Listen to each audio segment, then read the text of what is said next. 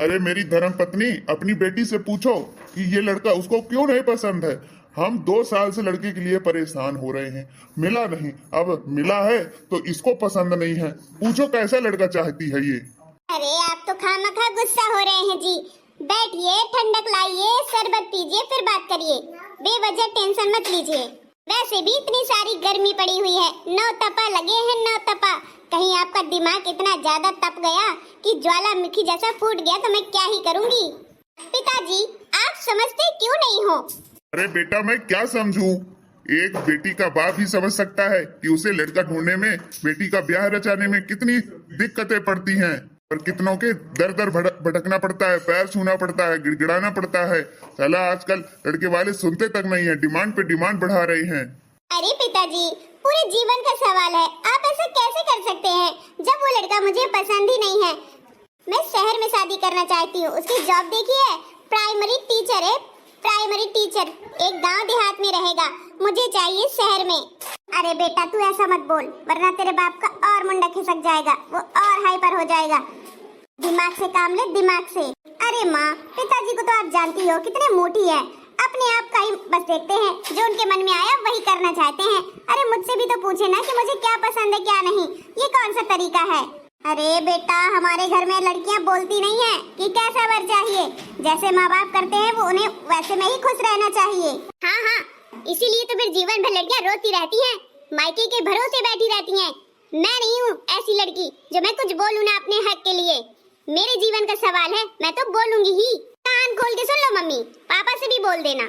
मैं बता दे रही हूँ, अगर ऐरे गहरे नत्थु खैरे के साथ मेरी शादी कर दी ना तो मैं कहीं नहीं जाने वाली हूँ, आपके इसी घर में रहूंगी। इकलौती बेटी हूँ, थोड़ा तो समझदारी से मेरी शादी करो, धूमधाम से करो, अच्छे घर में करो। अरे बेटा, तू बहुत बोलती है, तुझे कुछ ज्यादा ही पढ़ा लिखा दिया है मैंने, इसलिए तू सर में चढ़ के नाच रही है। तू नाच रही है, ठीक है, तू रह जा, मैं तेरे बाप से बात करती हूँ, पर तू कुछ बोलना मत। अरे कुछ बताओगी मुझे भी कि दोनों लोग आपस में बातें करती रहोगी? मुझे भी लड़के वालों को जवाब देना है, वो जवाब मांग रहे हैं।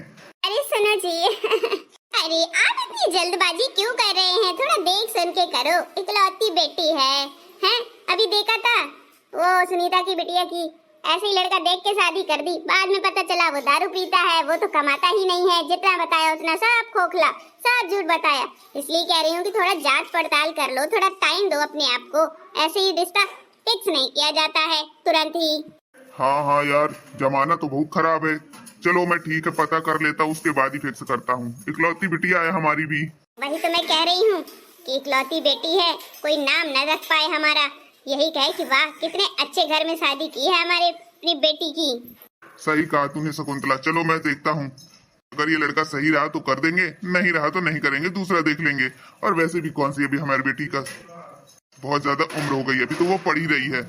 मैं सोचा था अच्छे से निपटा दूं, क्योंकि ज्यादा उम्र की लड़कियां हो जाती हैं तो फिर लड़के अच्छे नहीं मिलते हैं। हाँ हाँ, ये बात तो सही है, आप इसको देख लो, जांच पड़ताल कर लो। मैं देखो करने के लिए मना नहीं कर रही हूँ, पर सारी जांच पड़ताल कर लो। आजकल लोग फरेबी ज्यादा होते हैं, झूठ ज्यादा बोलते हैं, इसलिए सारी इंक्वायरी कर लो, उसके बाद ही कुछ आगे बढ़ो, क्योंकि जिंदगी का सवाल है, कोई एक दिन का तो खेल है नहीं। हाँ हाँ, बात तो तू सही कह रही है। चलो ठीक है, मैं पता करता हूँ। आज तो मैं इनकी ढाकी टिकी कर दूंगी। पता नहीं मेरे मम्मी पापा कितने ओल्ड फैशन हैं। अरे जहाँ लड़की से खुल के बात की जाती है वहाँ मुझे छुपा रहे हैं कि ये बात नहीं करनी, वो बात नहीं। अरे लड़के की ही तो बात है, जीवन मुझे पार करना है, तुम दोनों को नहीं। अरे सॉरी बेटी, अब तू जा, देख हमने बात कर ली है तेरे पिताजी से, अब तू जा, अब जाके खाना बना दे गर्मा गर्म हम दोनों के लिए, ठीक है ना? देख मैंने तेरे कहे मुताबिक तेरे लिए बात कर ली। हाँ हाँ, ये तो बहुत अच्छी बात है कि आपने बात कर ली, वरना मेरा तो पता नहीं क्या होता। ठीक है मम्मा, थैंक यू, लव यू मम्मा। अब मैं जा रही हूँ खाना बनाने। हाँ हाँ बेटा, जब बना ले, जब बहू आ जाएगी ना तब तुम्हें गर्मा गर्म खिला भी नहीं पाएगी, जब तक हूँ तो मैं खिला दूँ। हाँ बेटा, जा खिला दे।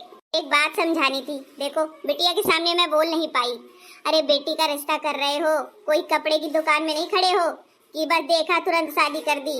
अरे सब कुछ देखा सुना जाता है, बेटी से पूछा जाता है कि बिटिया तुम्हें पसंद है या नहीं, तो मैं हम करें। आजकल सबके पिताजी अपनी बेटी से पूछते हैं, दिखाते हैं कि यहाँ करें या नहीं, तुम्हारा जब इच्छा हो तभी बताना। अरे हम माँ बाप हैं, हम उससे कितने बड़े हैं, बुजुर्ग हैं, उसका भला ही चाहेंगे, देख सुन के ही करेंगे। ऐसे तो कर नहीं देंगे। अब बेटी से क्या पूछना इसमें, तो हमारा डिसीजन वही हमारी बेटी का डिसीजन। जमाना बदल गया है, खुद पिताजी अपनी बेटी से पूछते हैं तेरा विवाह कर दे या नहीं।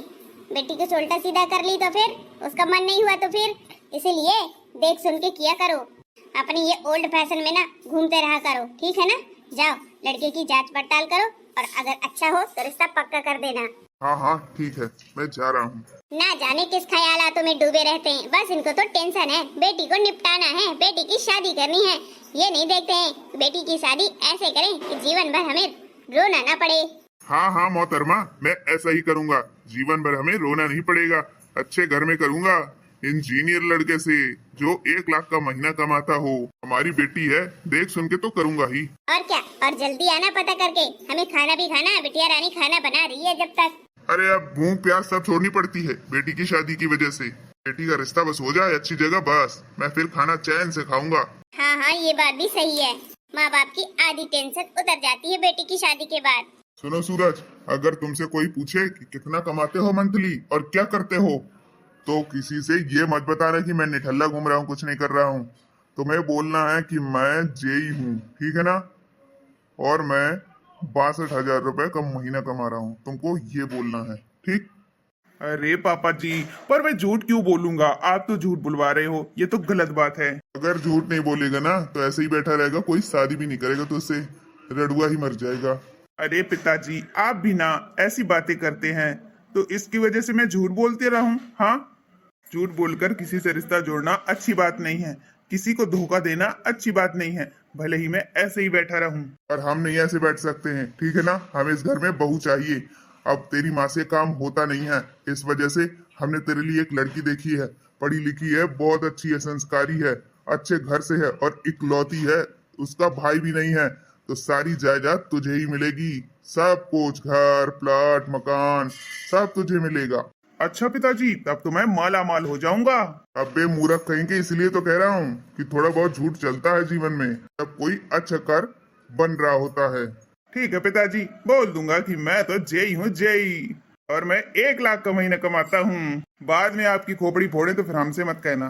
मैं सब संभाल लूंगा, ठीक है, तुम उसकी चिंता मत करो। ठीक है पिताजी, जैसी आपकी आज्ञा। माँ जी एक बात तो पहले ही बता देती हूँ कि जब आप आज ढोलक बजाओगी तभी मैं गाना गाऊंगी। आज मेरी सासू माँ बजाएंगी भाई तभी गाना गाऊंगी, वरना मैं गाऊंगी ही नहीं। हाँ हाँ हाँ बहू, तू चिंता मत कर, तेरी सास हूँ सास, सांस नहीं लूंगी जब तक तू गाएगी, तब तक ढोलक ही बजाऊंगी। ठीक है माँ जी, तब तो बहुत अच्छी बात है। चलिए देखिए भगवान क्या कहते हैं और मनुष्य को भगवान जीवन कैसे देते हैं और मनुष्य अपना जीवन कैसे गंवा देता है, कैसे यूज करता है, इस गाने के माध्यम से आप सुनिए। प्रभु कहते हैं कि मैंने मानुष जन्म तुझको हीरा दिया, मैंने मानुष जन्म तुझको हीरा दिया, इसको व्यर्था गंवाया तो मैं क्या करूं, तूने व्यर्था गंवाया तो मैं क्या करूं। कि मैंने मानुष जन्म तुझको हीरा दिया, मैंने मानुष जन्म तुझको हीरा दिया, इसको व्यर्था गंवाया तो मैं क्या करूं, हाँ इसको व्यर्था गंवाया तो मैं क्या करूं। वाह वाह वाह वाह, कि 4 वेदों में सब कुछ बता ही दिया, 4 वेदों में सब कुछ बता ही दिया, तुझको समझ न आए तो मैं क्या करूं, तुझको समझ न आए तो मैं क्या करूं। कि मैंने मानुष जन्म तुझको हीरा दिया, मैंने मानुष जन्म तुझको हीरा दिया, तूने व्यर्था गंवाया तो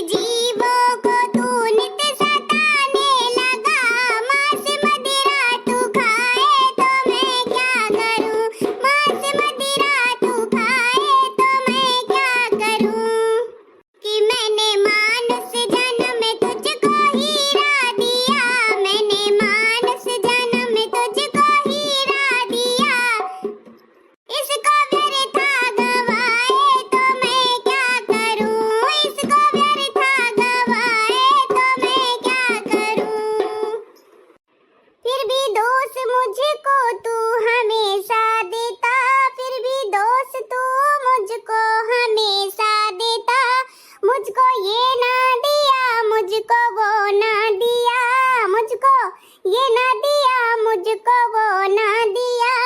छल कपट छोड़ करके मेरी शरण आ, मेरी शरण ना आए तो मैं क्या करूं, मेरी शरण ना आए तो मैं क्या करूं। मैंने मानस जन्म तुझको हीरा दिया, मैंने मानस जन्म तुझको हीरा दिया। इसको व्यर्था गवाए तो मैं क्या करूं, इसको व्यर्था गवाए तो मैं क्या करूं। दो नैनों की ज्योति बराबर से दी, दो नैनों की ज्योति बराबर से दी, फिर भी रामायण तूने पढ़ी नहीं, फिर भी ना तूने रामायण भी पढ़ी। ओ ऐसे अज्ञानी हो तो मैं क्या करूं, ऐसे अज्ञानी हो तो मैं क्या करूं। कि मैंने मानुष जन्म तुझको हीरा दिया, मैंने मानुष जन्म तुझको हीरा दिया। इसको व्यर्था गवाए तो मैं क्या करूं, इसको व्यर्था गवाए तो मैं क्या करूं। हो गया। आप सभी को कैसा लगा? वाह वाह बहुरानी, बहुत अच्छा गाना था, एकदम जीवन को समर्पित। यही बात तो है, अब भगवान सब कुछ देता है लेकिन हम ही पहचान नहीं पाते हैं, ऊपर वाले को दोष देते हैं, हम ही अज्ञानी फिरे घूमते हैं। सही कहा, मनुष्य ही यानी हम सभी अपना जीवन व्यर्थ गंवा देते हैं। बिल्कुल सही बात है। बहुत अच्छा लगा गाना तुम्हारा ये भजन। धन्यवाद आप सभी को।